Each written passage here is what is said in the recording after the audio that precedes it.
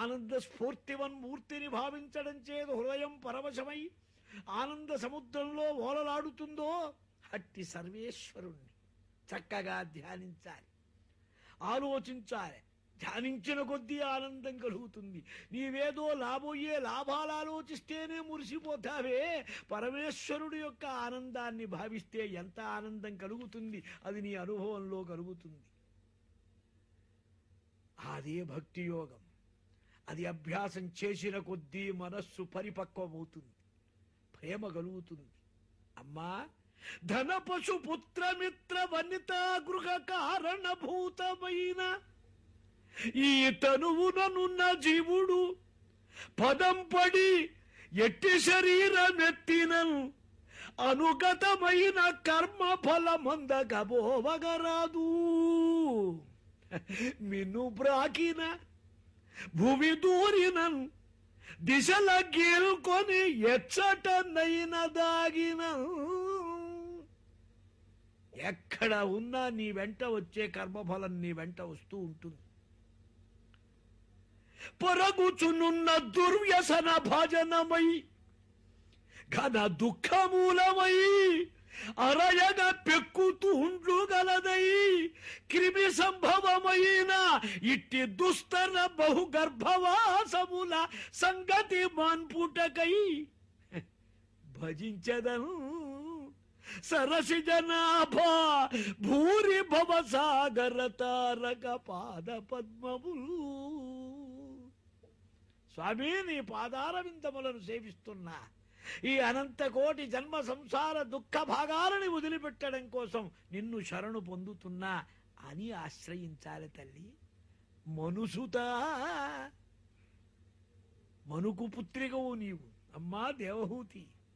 మద్గుణ శ్రవణ మాత్ర లభించిన ఎట్టి భక్తి చే భక్తి ఎలా కలుగుతుంది? పరమాత్మ యొక్క కథాశ్రవణం చేసిన కొద్దీ, విన్న కొద్దీ మనస్సు మారుతుంది.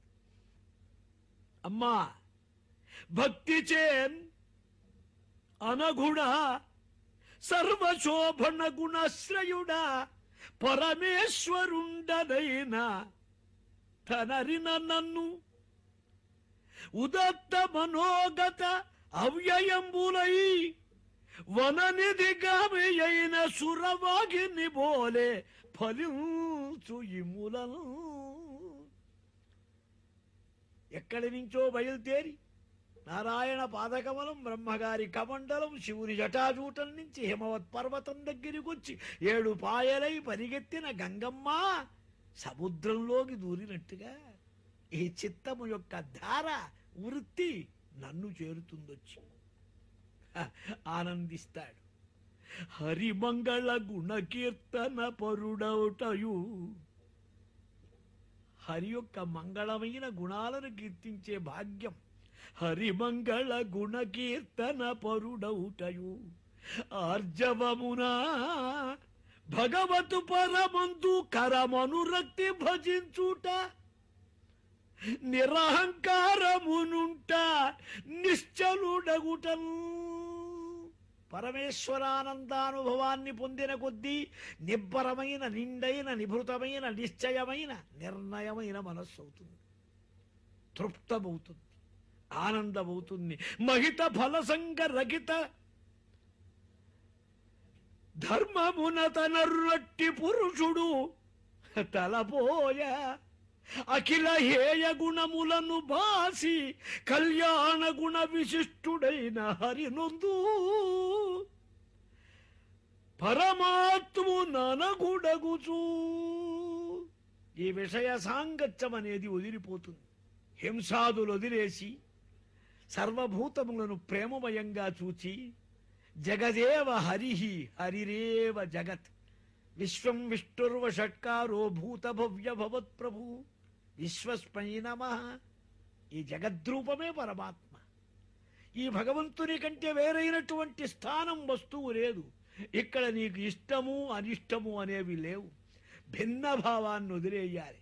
అలా వదిలేయక ఏదో హింసా సంకల్పమో, ఎవడ్నో తీర్చడానికో, వాడికంటే గొప్పవాడిని కావాలనో సంరంభంగా భగవంతుణ్ణి పూజిస్తాడు. ఒకడు పటం పెడతాడు, పులిహార చేస్తాడు, చక్కగా పూజిస్తాడు. వాడు తామస భక్తుడు అన్నాడు. ఏవో గంపెడు కోరికలన్నీ గంపలో వేసుకొని అది కావాలి, ఇది కావాలి, ఇది కావాలి, అది కావాలి. నువ్వు కొట్టే 4 కొబ్బరికాయలకు 4 లోకాల ఫలం అడుగుతున్నావు.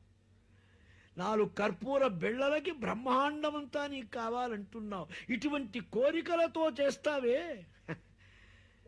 యో మాం పృథకు భావ, వేరు భావంతో అతడు రాజసు.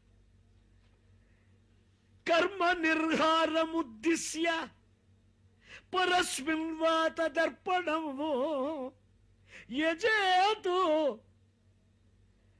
దివ్యష్టవ్యమితి నిర్గుణస్య హృదాగృతం యథా గంగాంబసో అంబుధౌ మనోగతి రవిచ్ఛిన్న. పరమాత్మను సేవించడమే నా ధర్మం, సేవ కోసం పుట్టా, సేవే చెయ్యాలి అని భావించి నాయందే ఫలాన్నంతటిని వదిలిపెట్టి నన్నే ఆలోచించేటువంటి వాడు సాత్విక భక్తుడన్నారు. వాడి చిత్తం, వాడి ధృతి, వాడి వృత్తి నా దగ్గరికి వస్తుంది. ప్రారబ్ధ కర్మాధీనంగా వాసనలు కలుగుతాయి. వాటిని జయించి చెడ్డ పనులు చెయ్యమని ప్రేరణ వచ్చినా దానిని మార్చుకునే స్వతంత్రం జీవుడికి ఉన్నది. అంతా వెనక చెప్పిందే చేస్తున్నా, అనుభవించడంలో వెనకడిది కానీ ఇప్పుడు చెయ్యటం అంతా మన చేతిలోది. మనమేం చేస్తాం? వెనక ఫలాన్ని అనుభవించడం కోసం చేస్తూ ఉంటాం. అది ఎందుకు? అసలే కాఫీ పొడి అయితే దాన్ని ఇంకా మరలో పెట్టి తిప్పడం ఎందుకు? పొడిని పొడి చెయ్యటం పిష్టపేషణం అన్నారు. నువ్వు భవిష్యత్తు కోసం చెయ్యాలి, అది చేస్తావా? చెయ్యం. దైవతంత్రమైన ఈ కర్మ చేత మొట్టమొదలు వర్షంలోకి వస్తాడు జీవుడు. వర్షంలో నుంచి మెల్లగా కంకిలోకి వెళుతాడు గింజగా. ఆ గింజలో నుంచి అది తిన్న తండ్రి గారి కడుపులోకి వెళుతాడు, వాడి రక్తంలోకి వెళుతాడు, వీర్య కణమవుతాడు. అక్కడి నుంచి తల్లిగారి గర్భంలోకి బట్టువాడ అవుతాడు. అక్కడికి వెళ్ళి మాంసమై కలిలమై ఇలా రకరకాలుగా పాపం మాసేన తుషిర, 1 నెల రోజులకు తలకాయ పుడుతుందన్నారు. ద్వాభ్యాం బాహ్వంఘ్రి, 2 మాసాలకు చేతులు పాదాలు పుడతాయి. దివ్యంగ విగ్రహం నఖరోమ అస్థి చర్మాణి లింగ ఛిద్ర ఉద్భవ స్త్రిభి, 3 మాసాలైతే గోళ్ళు, వెంట్రుకలు, చర్మము, సమస్తమైనటువంటి మూత్రపురీష విసర్జన ద్వారాలు బయలుదేరుతాయి. 4 మాసాల్లో 7 ధాతువులు వస్తాయి శరీరానికి. ఆ పైన క్షుత్రుడుద్భవ, ఆకలి దప్పిగా పుడుతుంది పిండానికి. షష్ఠిర్జరాజునా వీత, అమ్మగారి పేగు చుట్టుకొని కడుపులో తిరుగుతూ ఉంటాడు. పిండం కదిలిందా లేదా అని డాక్టర్లు చూస్తారు. కదిలితే బతికినట్టు, లేకపోతే క్లోజు అయిపోయినట్టు. వాడు తిరుగుతూ ఉంటాడు, లోపాలన్నీ తిరిగి వచ్చిన వాడు కదా, వాడికి అనుభవం ఉంది బాగా. సప్తమే జన్మకర్మాణి స్మరతే, 7వ నెల కల్లా వాడికి మనస్సు వస్తుంది. వాడు వెనకటి జన్మలన్నీ గుర్తించుకుంటాడు. అయ్యో, ఇన్ని జన్మలు ఎత్తానే, ఇంత పాపాత్ముండే, ఇన్ని కష్టాలు పడ్డానే, ఈ పాడు కూపంలో పడ్డానే. అమ్మగారి మూత్రపురీషాలు, శ్లేష్మం, కఫం, దగ్గిన అన్నిట్లో వీడు తిరుగుతూనే ఉంటాడుగా పాపం. ఈమె ఆవకాయ వేసుకో తింటే వాడికి చురుక్కుని తగులుతుంది, ఒంటి మీద కారం పూసినట్టు. వీడు ఏది తల్లి చేస్తే దానికల్లా అనుభవిస్తూ ఉంటాడు. ఆహా, మాతుర్జగ్ధ అన్నపానాజ్జై ఏదధాతు రసమ్మతే సీతే సేతే విన్మూత్రయోర్గత్తే సజంతు జంతు సంభవే. ఆమె మూత్రపురీషాల తిత్తుల్లో పడుంటాడు. అందులో క్రిములుంటాయి, సన్నటి పురుగులు, అవన్నీ కాట్లు వేస్తూ ఉంటాయి, తూట్లు పడుతూ ఉంటుంది శరీరం. అబ్బో, మొత్తుకుంటూ ఉంటాడు. ఇది నరకం కాదు, వేరే నరకం అంటారేమిటి? కటు తీక్ష్ణ ఉష్ణ లవణ క్షార ఆమ్లాదిభిరుల్బణై మాతృభుక్తై. అమ్మగారు రుచి చంపుకోలేదు పాపం, కాఫీ తాగుతుంది వేడి వేడిగా, అది వీడికి చురుక్కుని అంటుకుంటుంది, మాడిపోతూ ఉంటాడు లోపల. మావాడు మాడిపోతాడని ఆమె కాఫీ మాంతుందా? స్ట్రాంగ్ కాఫీ, హాట్ కాఫీ హీటర్లోని తీసుకొచ్చి తాగుతుంది పాపం. కనుక అద్భుతమైనటువంటి సమస్త బాధలను అనుభవిస్తాడు, అనుకుంటూ ఉంటాడు. ఆహా, ఆ సర్వేశ్వరుణ్ణి ధ్యానిస్తాడు లోపల. తస్య ఉపపన్నమవితు యగదిచ్ఛయ,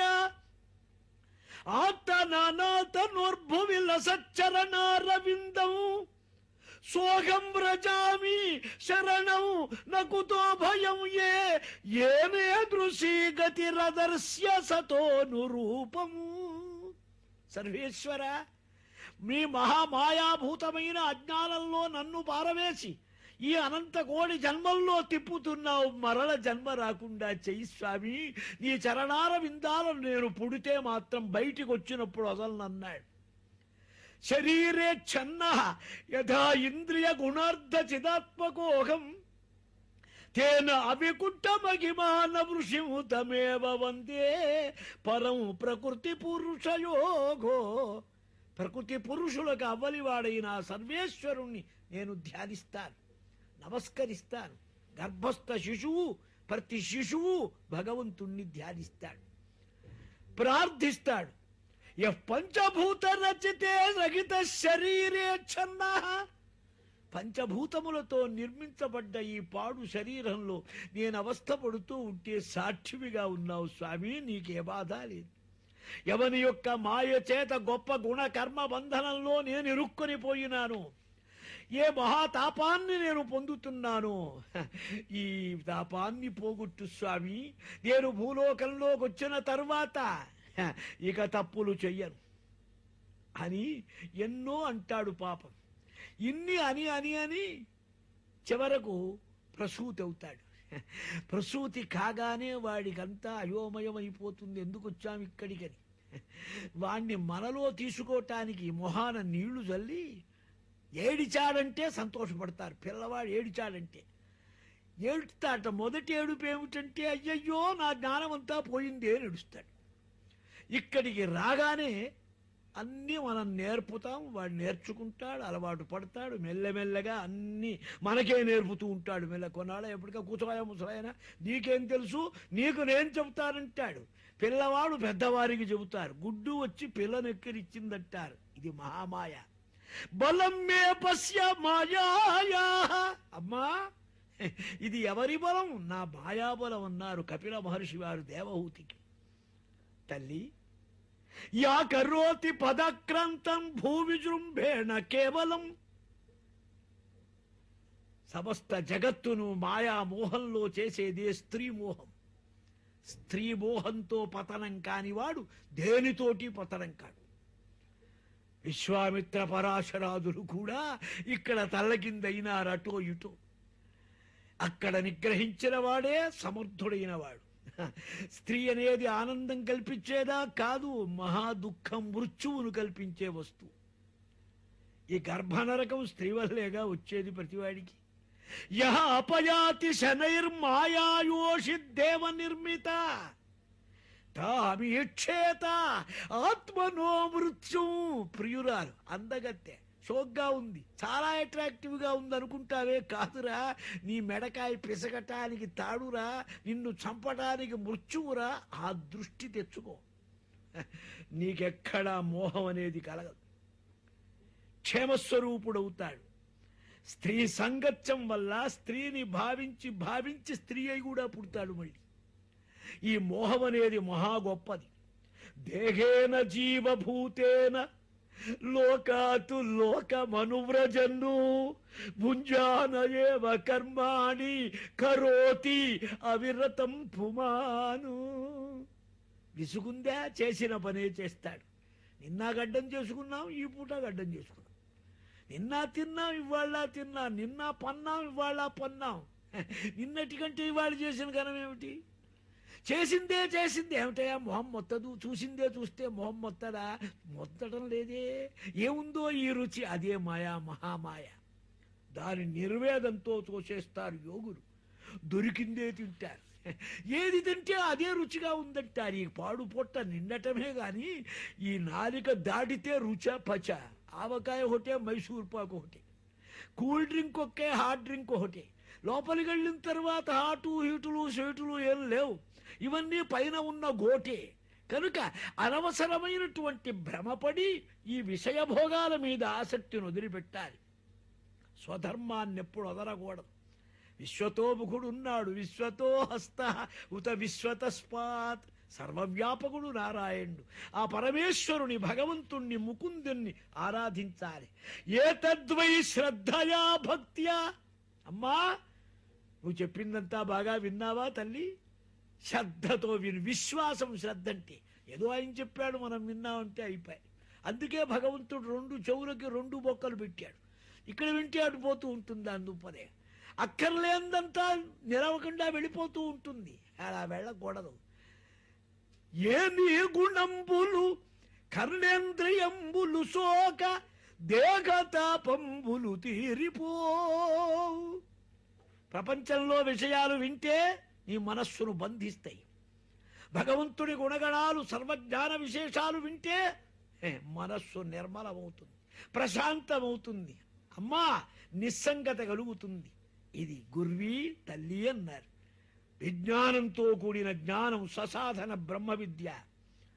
భగవచ్చబ్ద లక్షణ యథా ఇంద్రియై పృథగ్భావైరర్ధో బహుగుణాశ్రయ ఏకో నానాయతే తద్వన్ భగవాన్ శాస్త్ర వర్త్మభిః. పరమాత్మ అనేక రకాలుగా నిర్గుణుడైనప్పటికీ అనేక యోగములు, అనేక సాధనములతో భగవంతుణ్ణి అర్థిస్తారు, ఆరాధిస్తారు. తే ప్రాప్నువంతి మామేవ సర్వభూత హితే రతాః. శాస్త్రం చెబుతుంది ఇదే మాట. సమస్త భూతముల యందు వ్యాపించిన పరమేశ్వరుణ్ణి ఎవరు ఏ భాగంగా, ఒకరు భగవంతుడు అంటారు, ఒకరు యజ్ఞపురుషుడు అంటాడు, ఒకడు సర్వేశ్వరుడు అంటాడు, ఒకడు ఔపనిషదుడు అంటాడు, ఒకడు తత్వస్వరూపం అంటాడు, పరబ్రహ్మ అంటాడు. అమ్మా, నీవు నిశ్చయ బుద్ధితో దీన్ని భావించు, కృతార్థురాలివవుతావంటే ఆ తల్లి కుమారుడైన కపిల మహర్షి నారాయణుని దివ్య తత్వ అమృత బోధ రసాన్ని ఆస్వాదించి, ఆనందించి, నమస్కరించి, స్తోత్రం చేసి ఆహా సిద్ధభూమిని పొందింది. కపిలుని యొక్క ఉపదేశ మహత్తర బోధ చేత పరిశుద్ధమైన సిద్ధస్వరూపం పొందిన ఆశ్రమం కనుక దాన్ని సిద్ధపూర్ అన్నారు, సిద్ధపురం అన్నారు. సరస్వతీ నది అంతర్వాహినిగా ఉంటుంది. సరస్వతీ నది పక్కనే ఆ బిందు సరస్సు ఉన్నది. ఆ బిందు సరస్సు దగ్గర కపిల మహర్షి వారి అవతార స్థానం ఉన్నది. అక్కడే అమ్మవారి ఆశ్రమం, కర్దమ ప్రజాపతి వారు ఉన్నటువంటి చోటు. ఈ తత్వబోధ సర్వతత్వ విభాగం చేసిన సాంఖ్య యోగీశ్వరుడు గనక పరమాత్మ. అమ్మా, ఈ మార్గంతో నీవు కృతార్థురాలివి కమ్మని ఉపదేశించి శ్రద్ధ పొందమని చెప్పారు. ఇది ప్రతిశ్య భగవాన్ ఉసతీమాత్మనోగతిం స్వమాత్రా బ్రహ్మవాదిన్యా కపిల అనుమతో యయౌ. మహాయోగీశ్వరుడు ఒక చోట ఉంటారా, బంధం పెంచుకుంటారా? తల్లి, ఇది నీకు మార్గం అని చెప్పి స్వామి బయలుదేరి వెళ్ళిపోయినారు. అప్పుడే పరమాత్మ యొక్క దివ్యస్వరూపాన్ని ఆమె అవగతం చేసుకొని సిద్ధురాలైంది. మనువు గారికి శతరూపయందు 3 కుమార్తెలు కలిగారు అని చెప్పుకున్నాం. ఆకూతి, దేవహూతి, ప్రసూతి. ఆకూతి అనే ఆమెను రుచి అనే ఆయనకి ఇచ్చారు. రుచి పరమబ్రహ్మణ్య సమాధితో సాక్షాత్ యజ్ఞస్వరూపుణ్ణి చేశాడు, యజ్ఞపురుషుణ్ణి. దక్షిణ అని భార్య అయింది ఆమెకి. ఇక బ్రహ్మచేత ప్రేరేపించబడ్డాడు. అయినా నువ్వు కూడా సంతానం పొందాలే. అత్రిహి అని పేరు ఆయనకి, అత్రి మహర్షి. ఎవరికి త్రివిధ ఈషణలు లేవో ఆయన అత్రి. దారేషణ, పుత్రేషణ, ధనేషణ. ధనం, భార్య, కుమారుడు, 3 ఈషణలు, కోరికలు లేవు. 3 తాపాలు లేవు. ఆధ్యాత్మిక, ఆది దైవిక, ఆది భౌతికాలు. అటువంటి వాడత్రి బ్రహ్మనిష్ఠుడు. అయినా నువ్వు సృష్టి పొందవలనన్నారు. మహాజ్ఞాని గనక ప్రాకృత సృష్టి పొందుతాడా? కులపర్వతానికి వెళ్ళి ప్రాణాయామంతో చక్కగా మనస్సును నియమించి ఏకపాదంతో నిలిచి ద్వంద్వరహితుడై శరణము తం ప్రపద్యేకం యయేవ జగదీశ్వరః ప్రజామాత్మ సమం మహ్యం ప్రయచ్చత్వితి చింతయన్ను. ఏ సర్వేశ్వరుడి సర్వ జగత్తులకు ఆధారభూతుడై ఉన్నాడో, ఎవడి వల్ల జగత్తులు ప్రవర్తిస్తున్నవో అట్టి సర్వేశ్వరుడు నాకు పుత్రభావం పొందాలి అని కోరాడు. పరమ నియమంతో సమాధి నిష్ఠుడై ప్రాణాయామంతో వృద్ధి పొందిన దివ్య తేజస్సుతో తపిస్తూ ఉంటే ముల్లోకాలు హడలిపోయినాయి. ఈయన ఎంతవాడో ఆ భార్య అంతది అనసూయాదేవి, మహాపతివ్రత. ఆమెకెక్కడ చురుకుదనం కలుగుతే శపిస్తుందోనని సూర్యుడు భయపడ్డాడు. గట్టిగా వీచడానికి వాయువు భయపడ్డాడు. సర్వభూతాలు దేవతలు గడగళ్లాడి ప్రార్థించారు బ్రహ్మ విష్ణు మహేశ్వరుడను. స్వామి, ఆమెను ఎలాగైనా శాంతింప చెయ్యాలి. ఆమె తపఃప్రభావం కొంత మీరిస్తే గాని ఆమె మమ్మల్ని ఏం చేస్తుందో భయంగా ఉంది. ఏం చేస్తుందా? సూర్యుడే ఉదయించడు నా భర్త మరణిస్తాడంటే అని ఒక సుమతి అని పతివ్రత శాపం పెట్టింది.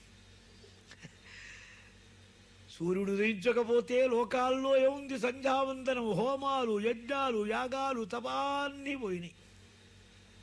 10 రోజులు గడిచిందలా. బ్రహ్మాది దేవతలు వెళ్ళి పతివ్రతే శాంతి చెయ్యాలని అనసూయను పట్టుకున్నారు. వెళ్ళి అమ్మా అనుగ్రహించమంటే ఆమె వెళ్ళి సుమతికి నచ్చజెప్పి సూర్యుడిని ఉదయించమని. అయితే నా భర్త పోతాడు, పోతే నేను బతికిస్తా. రోగి, వృద్ధుడు, జాడ్యం గలవాడు. ఇప్పుడు నేను బతికిచ్చేవాడు సుకుమారుడు, సుందరుడు, యువకుడు. ఆమె నచ్చజెప్పి ఆ కౌశికుడనే బ్రాహ్మణుణ్ణి మరణించిన వాణ్ణి బతికించి, మరైతే పెద్ద తేడా వచ్చింది. 10 రోజులు 24 గంటలు, 24 పదులు 240 గంటలు ఏ తిథిలో వెయ్యాలి? తద్దినాలు ఇద్దినాలు ఎన్నున్నాయి వ్యవహారం, చాలా ఉంది పీకులాట కాలంతో. ఇదంతా కలిపి 1 రోజుగా చేసింది ఆమె తన తపస్సుతో. మహాక్షామం వచ్చి నీళ్లు లేక కందమూలాలు లేక ఋషులు బాధపడితే గంగను ప్రవర్తింపజేసింది తన పాతివ్రత్య ప్రభావంతో. నారదుల వారు వెళ్ళి ఒకసారి లక్ష్మీదేవి, పార్వతి, సరస్వతీదేవి 3 లోకాలకు వెళ్ళి, అమ్మా కొంచెం ఏకాదశి ఉపవాసం ఇనప గుగ్గళ్ళు వండి పెట్టాలే, ఇనప శనగలు తెచ్చా అన్నాడు. ఇనప శనగలు ఉడుతావయ్యా, నీకేమన్నా మతి లేదా? ఉడికే చోట ఉడికిస్తారని వచ్చి అనసూయాదేవి దగ్గర చక్కగా తాలింపు పెట్టి గుగ్గిళ్ళు చేయించి కొంచెం నోట్లో వేసుకుంటూ 3 లోకాలకు వెళ్ళి వాళ్లకు తలా 4 గింజలు పెట్టాడు. అమ్మ తాలింపు కమ్మదనము భరతదేశాన గుమగుమ పరిమళించే.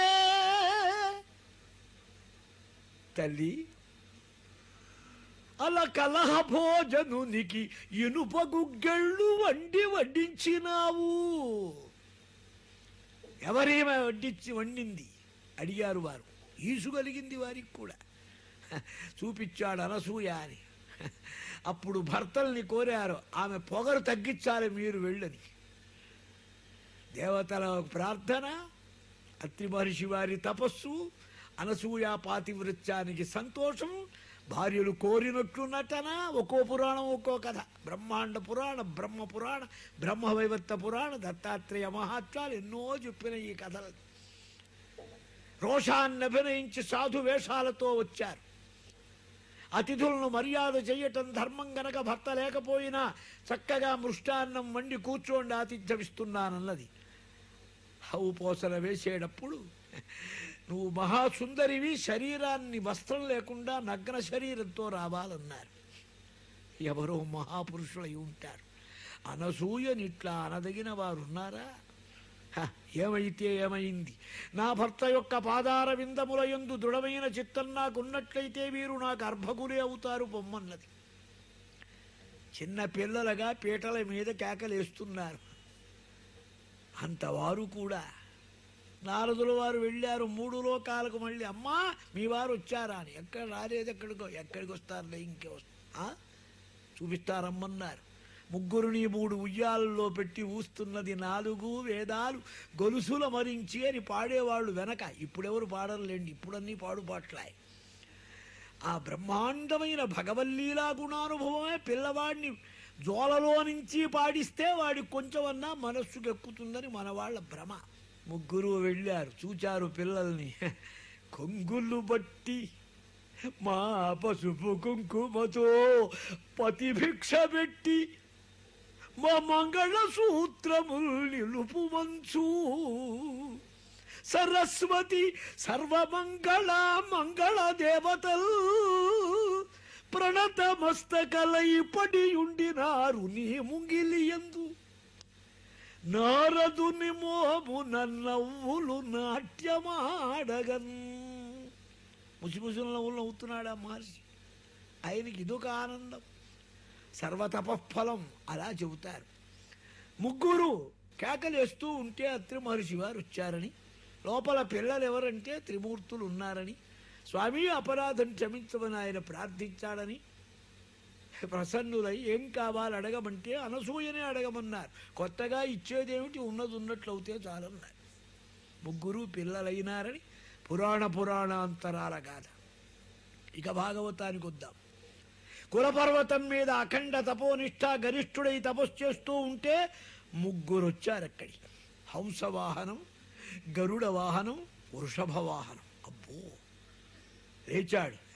విశ్వోద్భవ స్థితిలయేషు విభజ్యమానైర్మాయా గుణైః అనుయుగం విగృహీత దేహాగా తే బ్రహ్మ విష్ణు గిరిశాఖ ప్రణతోస్మ్యహం వః తేభ్యః కయేవ భగవాన్మ ఇహోపహూతః.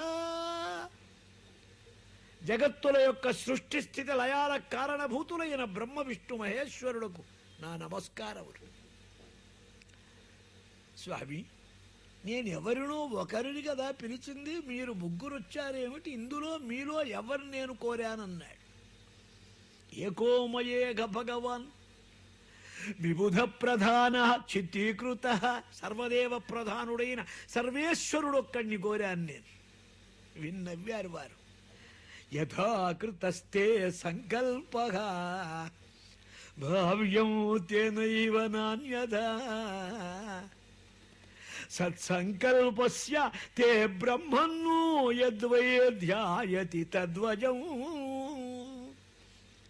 నువ్వు సత్య సంకల్పుడవు మహర్షే, నీ మాటకు తిరుగులేదు. నీ సంకల్పం నిజమే, అదే సత్యం కూడా అవుతుంది. అస్మదంశభూత తే ఆత్మజాః, మా అంశలతో ముగ్గురు కుమారులు అవుతారు నీకు. బ్రహ్మాంశ, విష్ణువంశ, శంకరాంశ. శంకరాంశే దూర్వాసుడు, బ్రహ్మాంశే చంద్రుడు. శ్రీదత్తో నారాయణ స్వయం. అనంతకోటి బ్రహ్మాండ నాయకుడైన సర్వేశ్వరుడు మహావిష్ణు స్వామి నారాయణమూర్తే శ్రీదత్తాత్రేయుల వారు.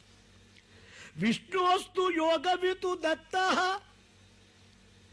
దుర్వాస శంకరస్యాంశః నిబోధ అంగిరస ప్రజాః. ముగ్గురుగా అవతరించారు. ముగ్గురు అవతరించారు. కానీ దూర్వాసుడు అవధూతగా నేను తపశ్చర్యకు వెళ్ళిపోతానన్నాడు. శివాంశగా ఒక ఋషి రూపం భూలోకంలో ఉండాలని అవతరించాడు ఆయన. చంద్రుడికి శాప ప్రభావం చేత చంద్రుడు ఇదివరకు అస్తమిస్తే మరల బ్రహ్మాంశతో చంద్రుడుగా వచ్చాడు. ఇప్పుడు ఆత్రేయుడు చంద్రుడు చంద్రమండలానికి వెళుతున్నారన్నాడు. మండలాభిమాని దేవత. భూమి వేరు, భూదేవత వేరు. మనకు భూమి కనపడుతుంది కానీ భూదేవత కనపడుతుంది. ఆ చంద్రమండలానికి వెళ్ళినా మనకు చంద్రుడు కనపడ్డు. అధిష్టాన దేవత వేరు, మన చూపు వేరు. మనది భౌతికం గనక భౌతిక వస్తువునే చూడగలం. అభౌతికమైన దివ్యస్వరూపం గనక దూర్వాసుణ్ణి చూచాను. స్నానం చేస్తున్నాడు గంగోత్రి అవతల గంగా నదిలో. మెట్ట దగ్గర దాక్కున్నాను, భయపడ్డానని రాశాడు తపస్వీజీ మహారాజ్ అని. 1965లో సిద్ధి పొందిన ఒక మహాయోగి ఆయన జీవిత చరిత్రలో. దుర్వాసుడు ఉన్నాడా అనుకుంటాం మనం. ఉన్నాడు అనుకున్నవాడు, చూసేవాడు ఉన్నారు, వాళ్ళ దృష్టి వేరు. ఇక్కడ శ్రీదత్తాత్రేయ గురుమూర్తి యందు ఆదౌ బ్రహ్మస్వరూపాయ మధ్యే విష్ణుస్వరూపిణే అగ్రత శివరూపాయ దత్తాత్రేయ నమోస్తుతే. త్రిముఖములు షడ్భుజములతో సర్వజీవలోకానికి ఇదెప్పుడు బ్రహ్మగారి కల్పం మొట్టమొదటి అవతారం. అత్రి మహర్షి వారి దగ్గర సంతానం. మరీచి రత్రి పులహ అని బ్రహ్మమానస పుత్రులు వీరు. ఇది కల్పాంతం ఉండే అవతారం. దీనికి నిర్యాణం లేదు. యోగమూర్తిధరుడు ఎక్కడ ఎప్పుడు ఎలా తిరుగుతాడో, ఎలా సంచరిస్తాడో, ఏమి కోరికలు తీర్చడానికి భక్తుల వెంట ఉంటాడన్నారు. శ్రీదత్తాత్రేయుడంత సుప్రసన్న సులలిత సుకుమార సుందర హృదయం కలిగిన వ్యక్తి అవతారాల్లో లేరన్నారు. అటువంటి దివ్యావతారం శ్రీదత్తాత్రేయమూర్తి అవతారం అని చెప్పి, తర్వాత అంగిరసుని యొక్క భార్య శ్రద్ధ అనే ఆమె 4 కన్యలను పుట్టించింది. సినీవాలి, కుహు, రాక, చతుర్థి, అనుమితి అని. పుత్రుడు కూడా బయలుదేరారు. బ్రహ్మిష్ఠుడైన బృహస్పతి, ఉతధ్యులనే 2 కుమారుడు. పులస్సుడు అగస్యుని అనే కుమారుణ్ణి పొందాడు. హవిర్భుజి అనేటువంటి ఆమె యందు. ఇంకో భార్య యందు విశ్రవుడనే మహాతపశ్శాలి పుట్టాడు. ఆ విశ్రవుడు ఇళబిళ అనేటువంటి ఒక స్త్రీ యందు కుబేరుణ్ణి సంతానంగా పొందాడు. కైకసి అనే ఒక రాక్షస స్త్రీ యందు రావణ, కుంభకర్ణ, విభీషణుడని కుమారులుగా పొందాడు. పులహుని యొక్క భార్య కర్మశ్రేష్ఠుడైనటువంటి వాడు, సహిష్ణువైన వాణ్ణి 2 కుమారుణ్ణి పొందింది. క్రియ అనేటువంటి భార్య వాలకిల్యాలందరినీ కూడా క్రతు అనే ఆయన వలన 60,000 మంది బ్రహ్మ విద్వరులైన గణాలు పొందారు. ఊర్జ అనే భార్య యందు వశిష్ఠునికి చిత్రకేతు మొదలైన 7 ఋషులు కుమారులుగా పుట్టారు. చిత్రకేతు, సురోజి, విరజుడు, మిత్రుడు, ఉల్బణుడు, వసుభృతు, ద్యుమంతుడు, శక్తి మొదలైన వారు. చిత్తి అనేటువంటి ఆమె అధర్వణుని యొక్క భార్య ధృతవ్రతుడు అనే కుమారుణ్ణి పొందింది. ఆ తర్వాత దధ్యంసుడు అనేటువంటి ఆ భృగు యొక్క వంశాన్ని వరుసగా ఖ్యాతి వల్ల బయలుదేరిందన్నారు. ఇట్లా దక్ష ఉపయేమే హ్యాత్మజ, దక్షుడు ప్రసూతి అనేటువంటి ఆకూతి, దేవహూతి, ప్రసూతి అన్నామే. ప్రసూతిని దక్షునికి ఇచ్చారు దక్ష ప్రజాపతి. దక్ష అంటే మంచి సమర్థాని, సృష్టిలో చాలా సమర్థుట్ట. కనుకనే ఆయనకు 60 కుమారులు కలిగారు. పుట్టిన కుమారులందరూ యోగులైపోతే 60 మంది కూతుళ్ళు పుట్టారు. ఎవడు గొప్పవాడంటే ఎక్కువ కూతుళ్లను కన్నవాడే గొప్పవాడు. ఎందుకంటే అనేక వంశాలు పెరుగుతాయి వాడి వల్ల. ఎంతమంది కొడుకుల్ని పొందినా ఒక వంశమేగా మిగిలేది, ఇంక వేరే వంశమే ఉంటుంది. దక్షుడికి అందుకని గొప్పతనం వచ్చిందన్నారు. ఇందులో 60 మంది కూతుర్లలో అగ్నిహోత్రుడికి ఒక పిల్లనిచ్చాడు, స్వాహ అని. పితృదేవతలకు స్వధ అని ఒక ఆమెనిచ్చాడు. అలాగే ఈశ్వరుడికి శంకరుడికి సతీదేవి అని కుమార్తెనిచ్చాడు.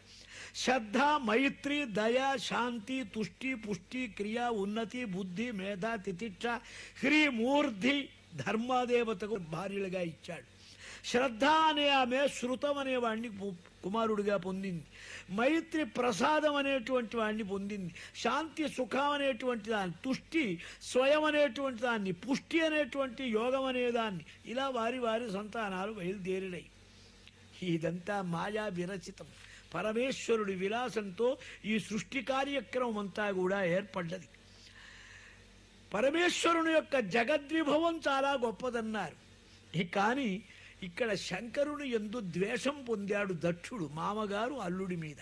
అదేమిటి స్వామి, కొంచెం వివరించి చెప్పమని, ఇది విదుర మైత్రేయ సంవాదంలో జరుగుతున్న కథ గనక ఈ దక్ష ప్రజాపతి యొక్క కథను ప్రత్యేకంగా అడుగుతున్నాడు విదురుడు.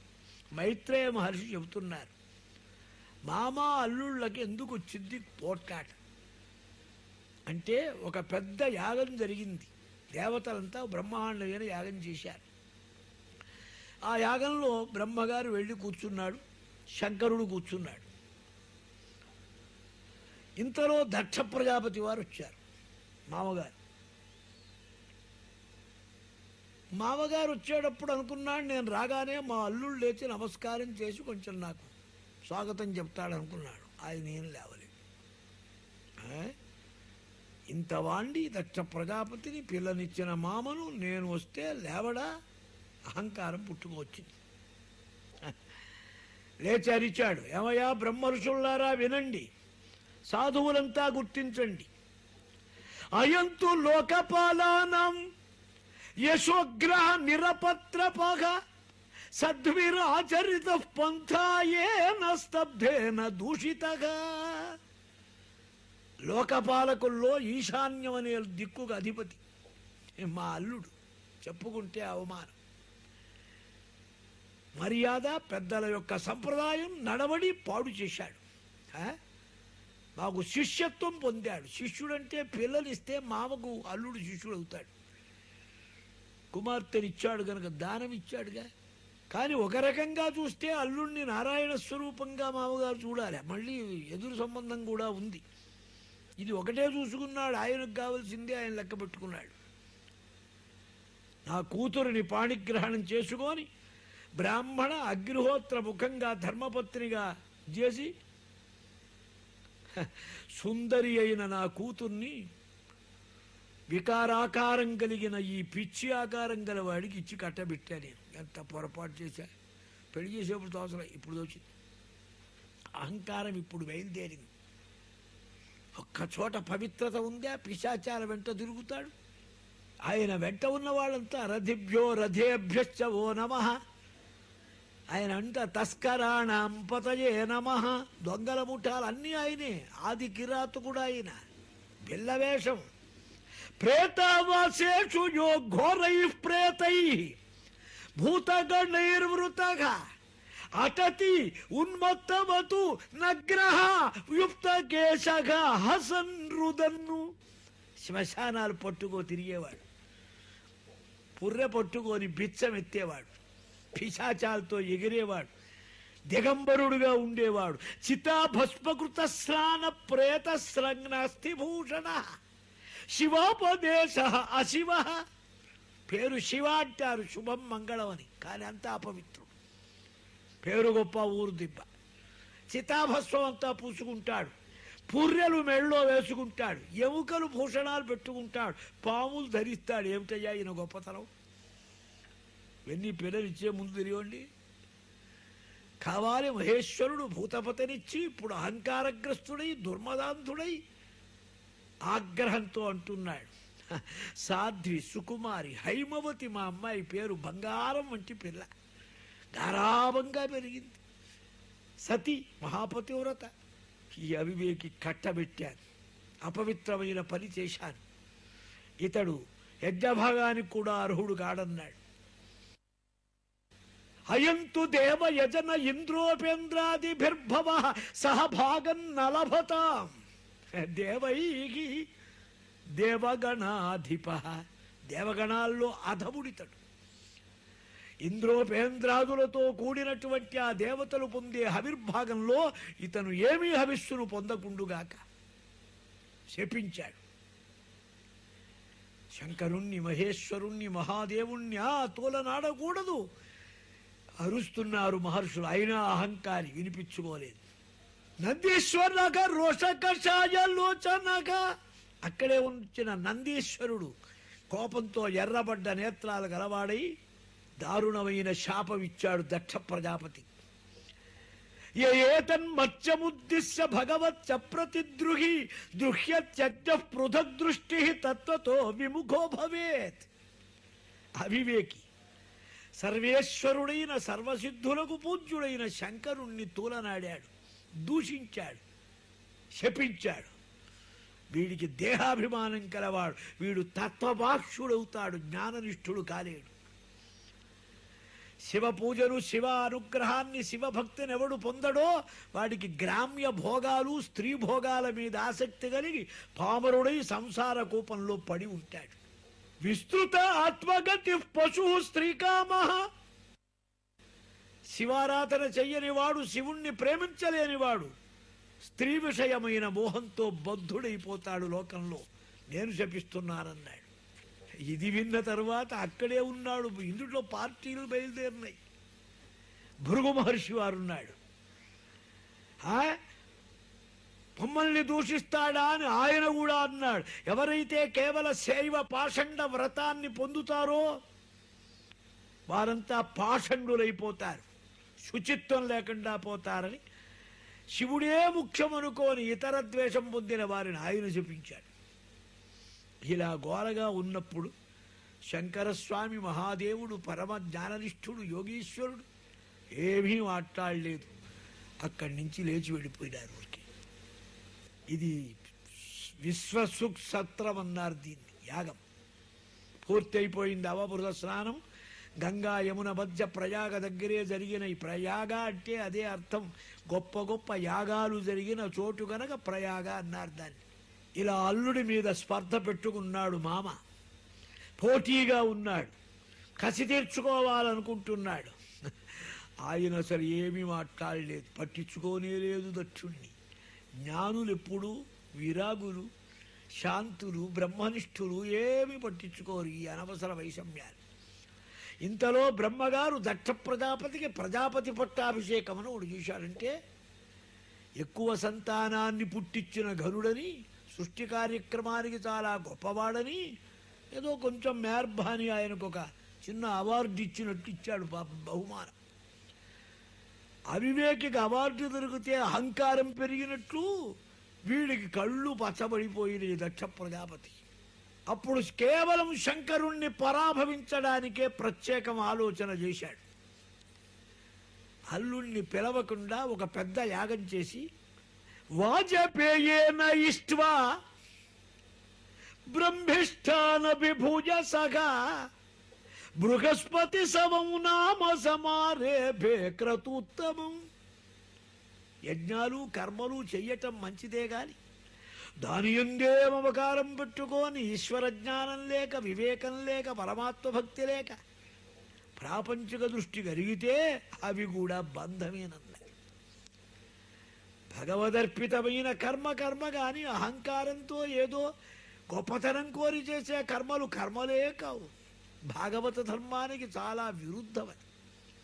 అహంకారం పెరిగిపోయి వాజపేయ మహాయాగం చేసి అంతటితో శంకరుడి మీద కసి తీరలేదని బృహస్పతి సభమని పెద్ద యాగం పెట్టాడు. దేవలోక, గరుడలోక, గంధర్వలోక, సిద్ధలోక, సాధ్యలోక, పన్నగ, పతగ, కిన్నర, కింపురుష అన్ని లోకాలకు ఆహ్వానాలు వెళ్ళినాయి సమృద్ధిగా. ఒక్క కైలాసానికి మాత్రం కార్డు కూడా లేదు, కబురే లేదు, ఆయన ముచ్చటే లేదు. వీడంతా వెళుతున్నారు సోకు చేసుకొని.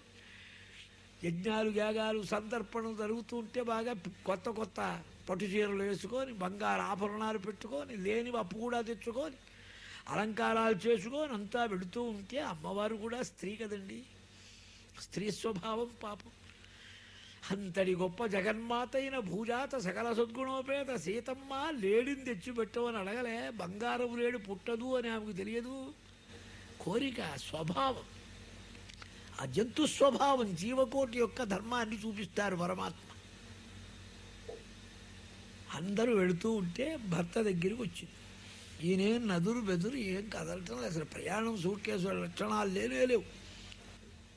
ప్రజాపదేస్తే శ్వశురస్య సాంప్రతము నిర్యాపితో యజ్ఞ మహోత్సవగా మయంచ తత్రాభిసరామ వామ తే యద్యర్థిత అభి విబుధా వ్రజంతి. నాథ, సుందర, ప్రాణనాథ, శంకర అందరూ వెళుతున్నారు తమ భర్తలతో. జంటలు జంటలుగా వెళతారండి, ఉత్సాహంగా వెళ్ళాలి. అందరూ వెళుతున్నారు. మా నాన్నగారు చేసే క్రతువు, పుట్టింటి మీద ఎంత కాదన్నా పిలవకపోయినా మనస్సు ఉంటుంది కదా, ఈ మనస్సును ఎలా చంపుకోవటం. కాబట్టి అందరూ వెళ్ళేటప్పుడు మనకు కూడా వెళ్ళాలని అనిపిస్తుంది కదా స్వామి, నాకు కూడా అలాగే కోరిక ఉంది, మీకు గనక ఇష్టమైతే వెళదామన్నారు. దంపతులు వెళుతున్నారు. పశ్య ప్రజాంతం అభవ అన్యయోషితోప్యలంకృత కాంతసఖా వరూధశ. గుంపులు వెళుతున్నారు. నాకు ఎంతో ముచ్చటగా ఉంది. పుట్టింటికి వెళ్ళి మా అమ్మ ఆప్యాయతగా పిలుస్తుంది. మా చెల్లెళ్ళంతా ఎంతమంది, 60 మంది కూతుళ్ళాయి, 59 మంది కలుస్తారు అక్కడ. మరుదులు, బావగారు అందరూ కలుస్తారు. తన్మే ప్రసీద ఇదమర్త్యవాంఛితం కర్తుం భవాన్ కారుణికో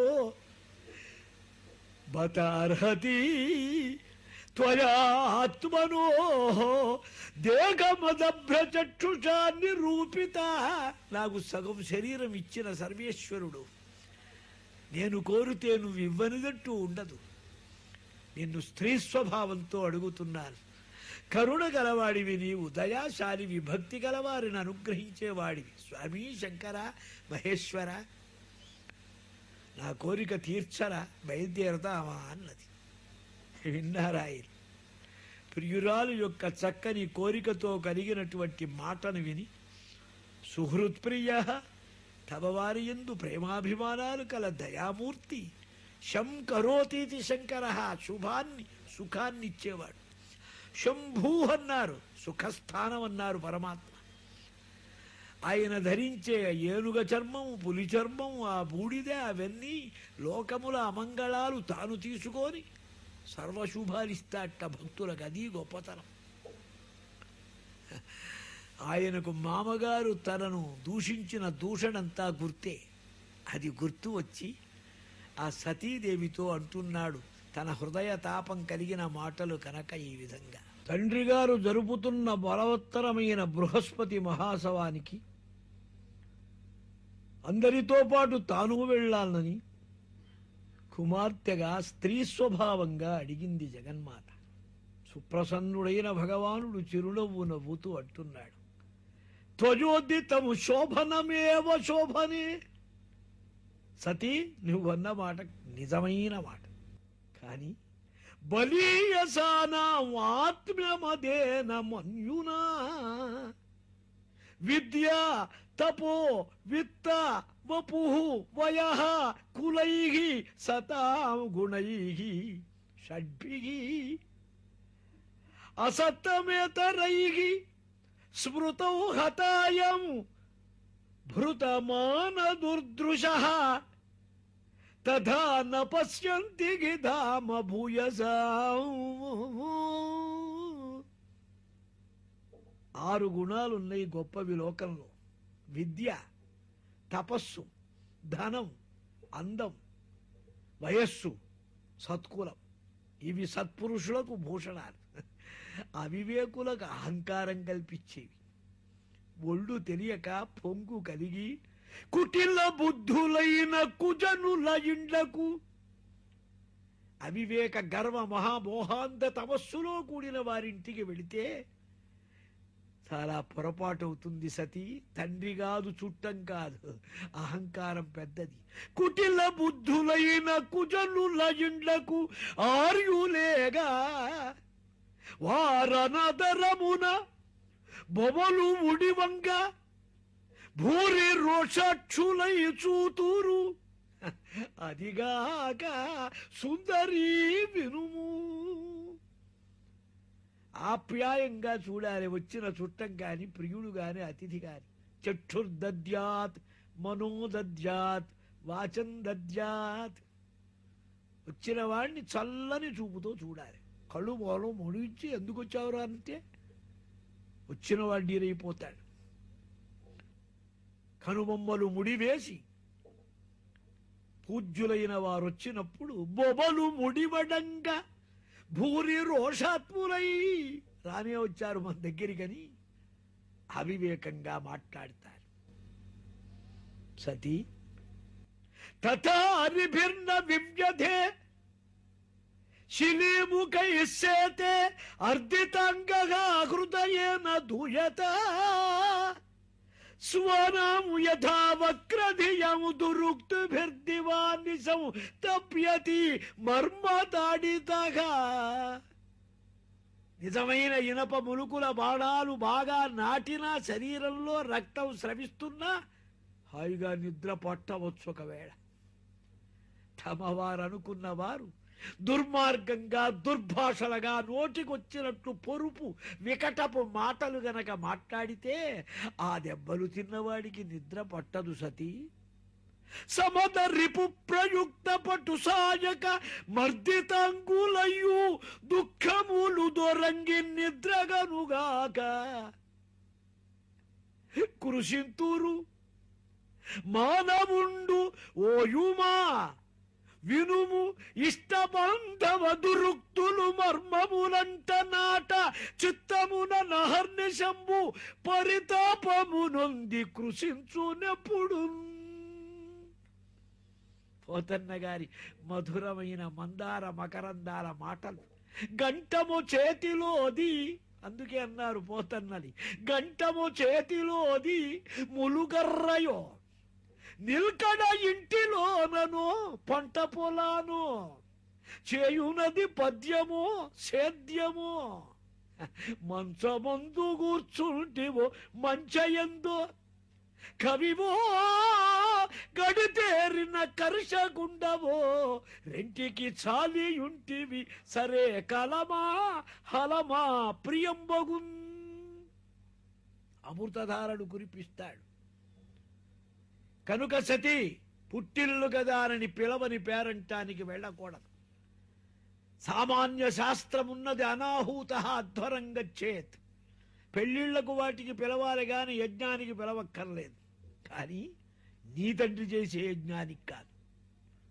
ఆ బ్రహ్మఘోషోర్జిత యజ్ఞ వైశసం మహత్తులంతా ఉన్నటువంటి ఆ యజ్ఞశాలలో నువ్వు గనక వెళ్ళావంటే చాలా కష్టపడతావు. జాగ్రత్త.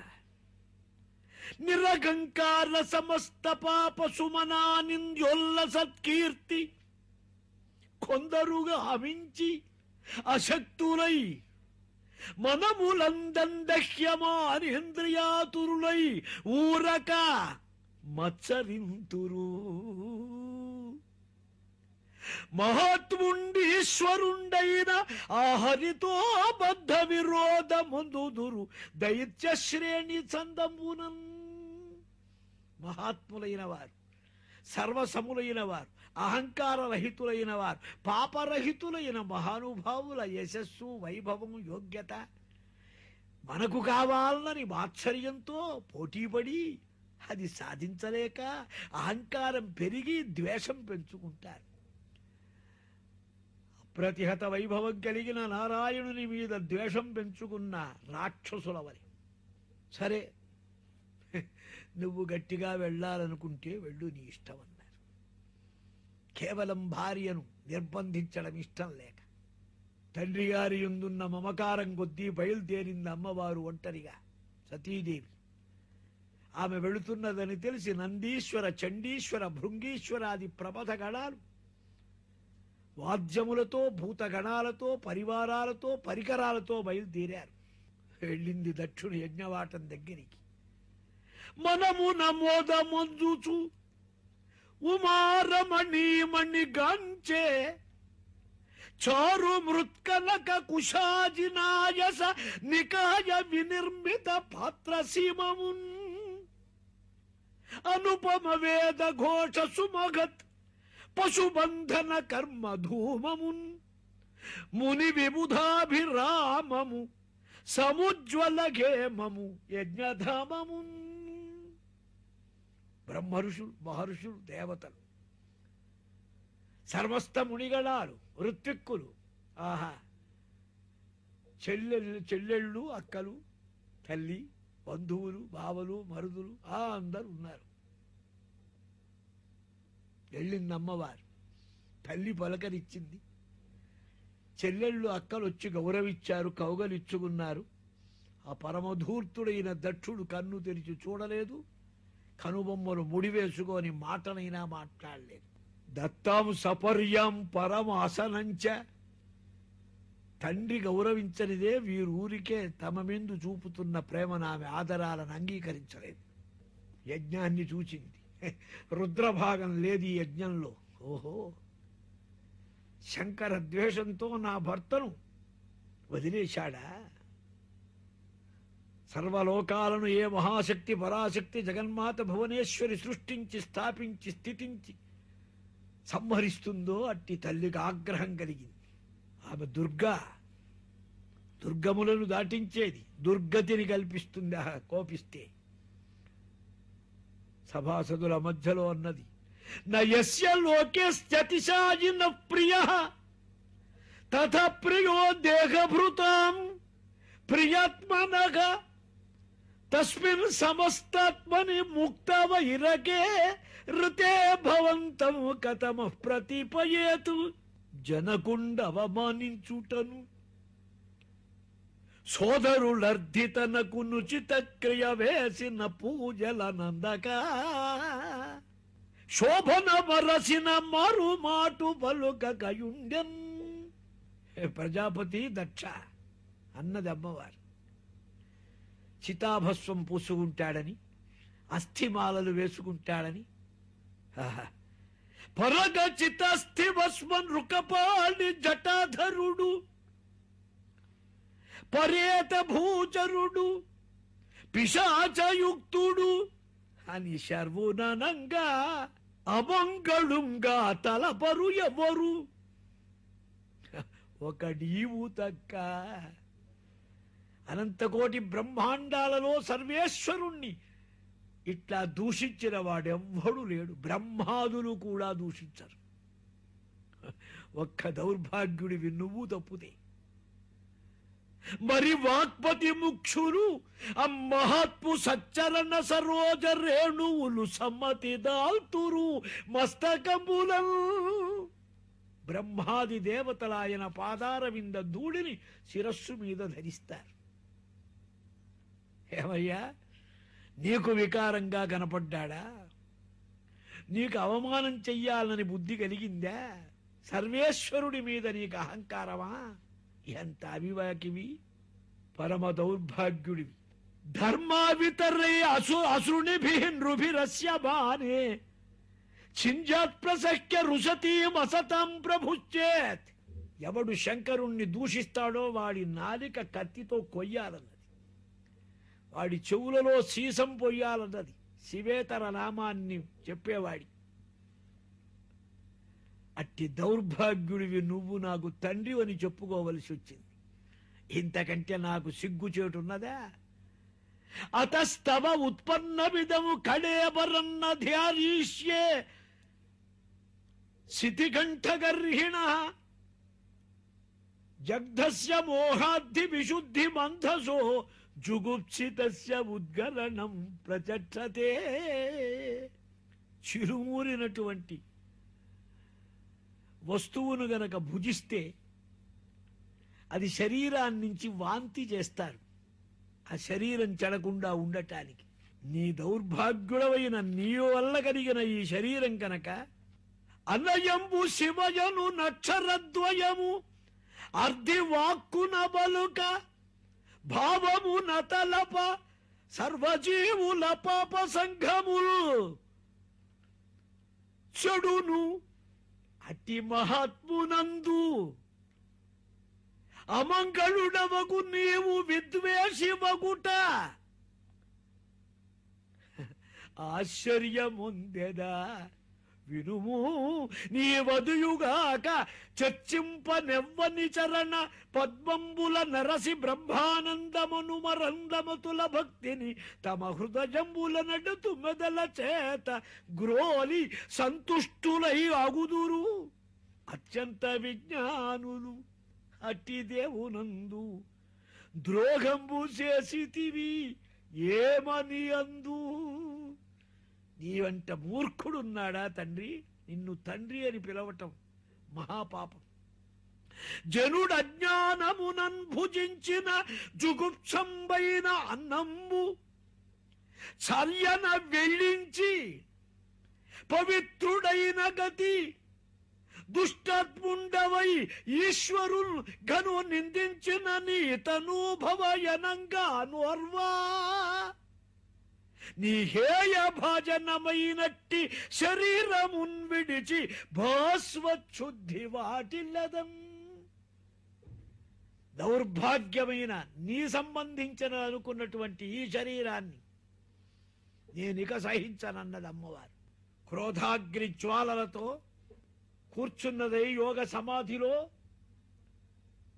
ఆ ప్రాణవాయువును ధారణం చేసి పైకి లేపి యోగాగ్నిని పుట్టించి శరీరాన్ని దానం చేసింది. యోగాగ్నితో అమ్మవారు దగ్ధమైనట్లు విన్నారు. నారదుడి వల్ల శంకరుడు వెళ్ళాడా అని చెప్పాడక్క. కోపం కలిగింది. ప్రసన్నుడైన పరమశాంతుడన్నారు. శాంతం పద్మాసనస్థం శంకరుడి ధ్యానం. కోపించిన వాడై జటంత తచిద్వన్నిసటోగ్రరోచి సముద్గృత్య రుద్ర. మెరుపు తీగవలె మెరిసేటువంటి పచ్చని జటాజూటాన్ని ఒక్క జటను పెకలించి కింద కొట్టారట. భయంకరమైన ధూమ అగ్ని జ్వాలలు బయలుదేరినై ఒక మహాపురుషుడు బయలుదేరాడు. అభ్రంలిఘాదభ్ర విభ్రమ భ్రమ భ్రమకృన్నీల దీర్ఘ శరీరమరా ప్రజ్వల జ్వలన దీప్త జ్వాలిక జ్వాల జాజ్వల్యమాన కేశములు మెరయ చండ దిగ్వేదండ శుండాభదోర్దండ సాహస్రధుత హేతి సంఘమొప్ప వీక్షణ త్రయలోక వీక్షణ జ్యుతిలోక వీక్షణ జ్యుతి దుర్నిరీక్షముగను క్రకట కఠిన కరాళ దౌష్టలు వెలుంగా ఘన కపాల స్థివన బాలికలను దనరా అఖిల లోక భయంకరుడగుచు వీరభద్రుడు దయించె మారట రుద్రుడగుచు.